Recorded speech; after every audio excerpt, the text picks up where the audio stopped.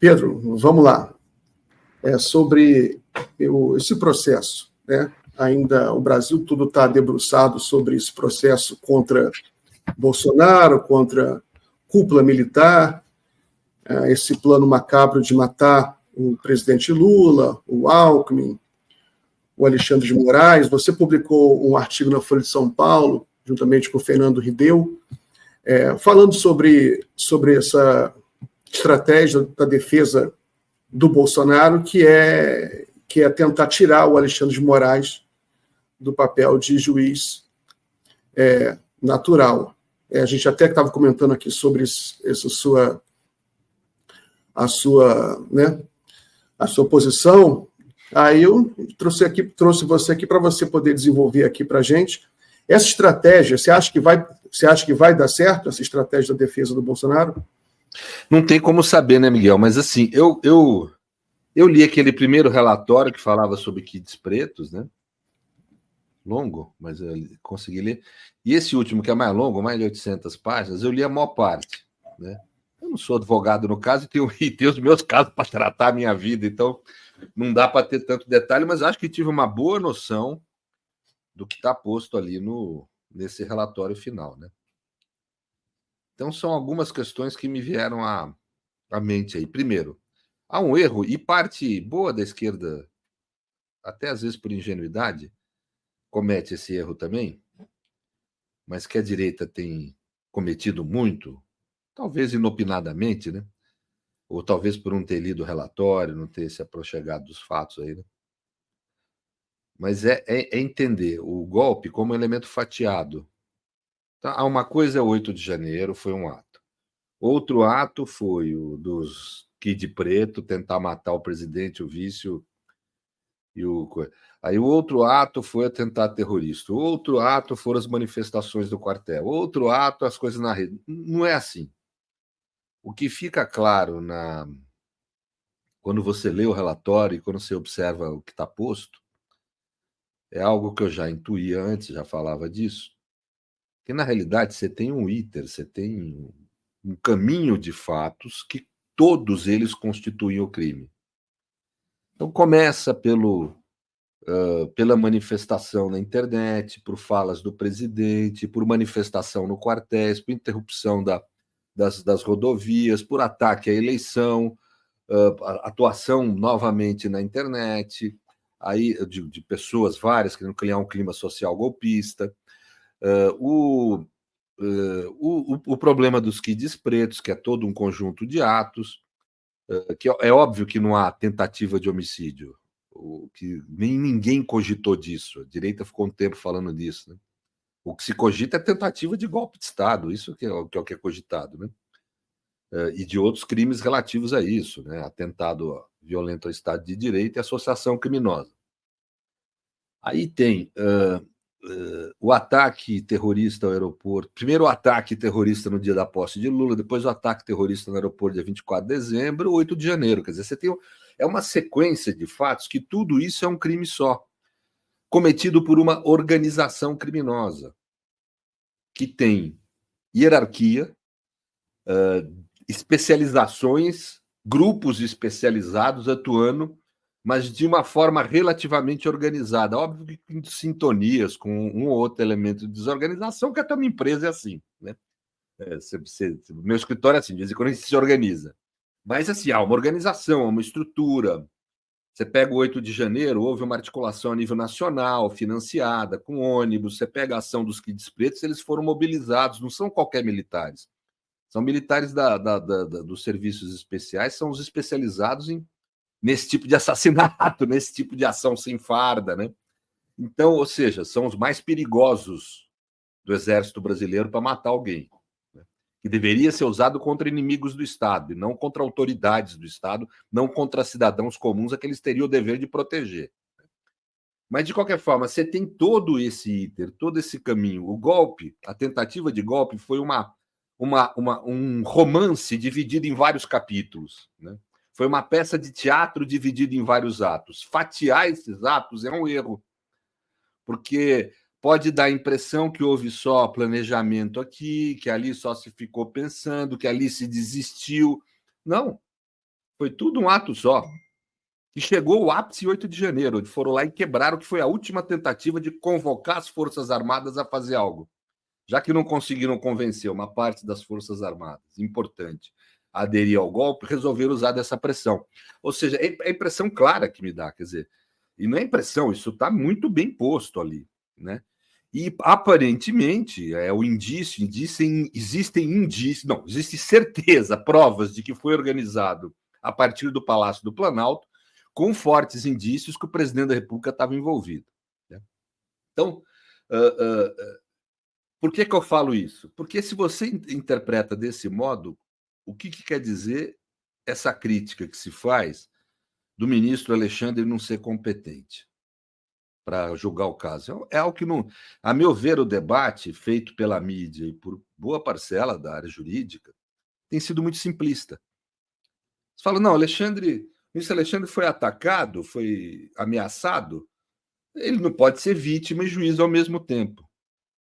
Mais ou menos, né? A situação é mais complexa. Quando se trata de organização criminosa, não só eu acho que deve ser diferente, como assim tem sido no país.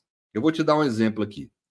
Eu tenho aqui um levantamento do CNJ de 2018, já está desatualizado, é pior do que isso que eu vou falar. Naquela época, nós tínhamos 110 magistrados no Brasil, sob proteção especial de segurança, porque foram ameaçados pelo crime organizado. 110. Nenhum se afastou do julgamento de seus casos. Nenhum foi considerado suspeito. Nenhum. E nem se cogitou de se considerar suspeito. Se a gente for agregar o número de procuradores e promotores nesta mesma situação, isso aumenta muito também. Nenhum se afasta.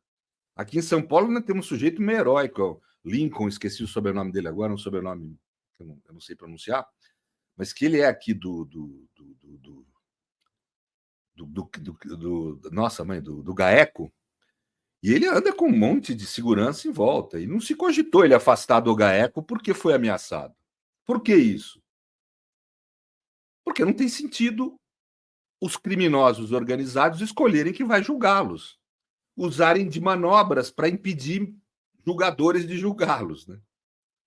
Quer dizer, se a gente admitir que o ministro Alexandre não é o juiz adequado para julgar esse caso, porque foi ameaçado, todos esses 110 juízes têm que sair de seus casos. E o crime organizado vai escolher quem vai ser seu juiz, porque toda hora ameaça, tira. Ah, não gostei desse? Ameaça e tira. Né? Até ter alguém mais alinhado, digamos assim.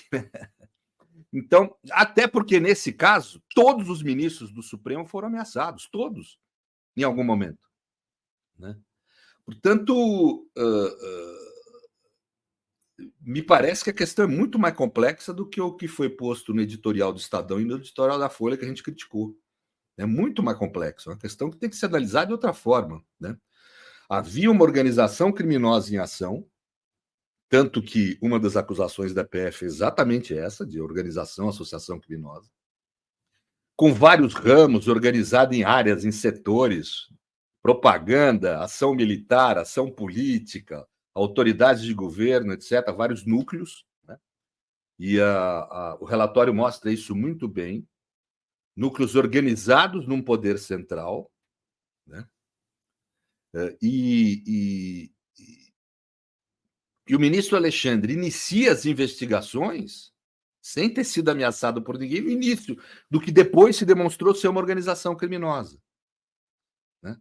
Ou seja, quando ele é ameaçado, ele já estava comandando como juiz, já era o juiz incumbido da investigação dessa organização criminosa, que como um dos órgãos que ela ataca ao Supremo Tribunal Federal. Então essa é a primeira questão. O segundo elemento, eles falam, não, mas não devia ser o Supremo quem julga. Não, claro que devia. Veja que absurdo, Miguel. O ataque foi feito prioritariamente ao Supremo Tribunal Federal. Nós vamos ter juiz de primeiro grau investigando ou comandando investigação? Um juiz de primeiro grau vai dar uma busca e apreensão no gabinete do ministro? Um juiz de primeiro grau vai mandar recolher documentos da casa de um ministro? Que bagunça é essa? O soldado comando general? É evidente que não funciona assim o sistema. Além disso, ainda tem uma regra no regimento do Supremo anterior a tudo isso, que diz que quando há crime cometido no interior do Supremo, e quebrar o Supremo Tribunal Federal, o competente para poder investigar é o Supremo Tribunal Federal mesmo. E essa lei até hoje, o Regimento Supremo tem valor de lei federal e até hoje não foi considerado inconstitucional, então está lá vigendo. Né? O Supremo é o juiz natural por várias razões desse caso. Né? E o ministro Alexandre foi lá o escolhido para reger esse inquérito. Começa a investigar uma organização criminosa, que depois se demonstrou uma organização muito perigosa, muito enraizada. É ameaçado por gente dessa organização. Ele, como esses outros 110 juízes que eu falei aqui, hoje são mais, não podem ser julgados e impedidos. Tem até um dispositivo no Código de Processo Penal que é específico em relação a isso, né? Que não admite, digamos, o impedimento forçado ou provocado. Né? Mas é o caso. Quer dizer, então não se trata do ministro Alexandre ter um caso privado. Por exemplo, quando ele foi atacado naquele aeroporto na Europa.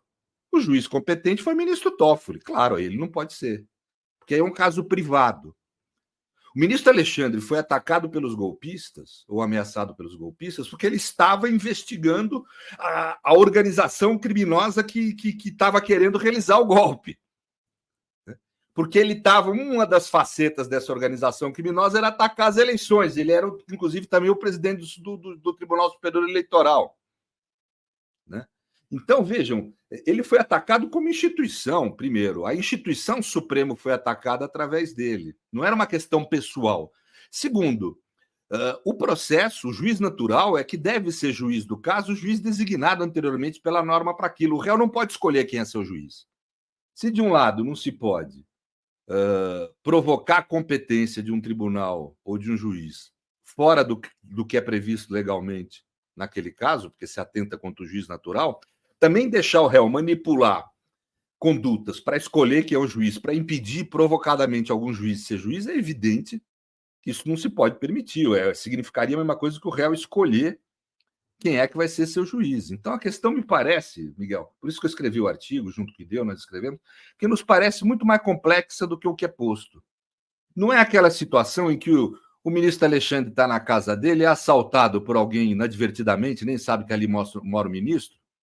Aí, óbvio que ele não vai poder julgar esse caso, ele foi atacado de forma privada. Mas quando ele está investigando uma organização criminosa, e essa organização criminosa o ameaça, ele não fica impedido de julgar. Aliás, se a justiça for ceder a isso, o que vai ser da justiça nesse país? Segundo, que jurisprudência vai se criar nesse tipo de caso ele se afaste? De que todos esses 110 juízes que estão recebendo segurança têm que se afastar dos casos que eles estão julgando. Isso nunca houve na história do país. O judiciário brasileiro nunca cedeu a esse tipo de chantagem. Não pode ceder agora.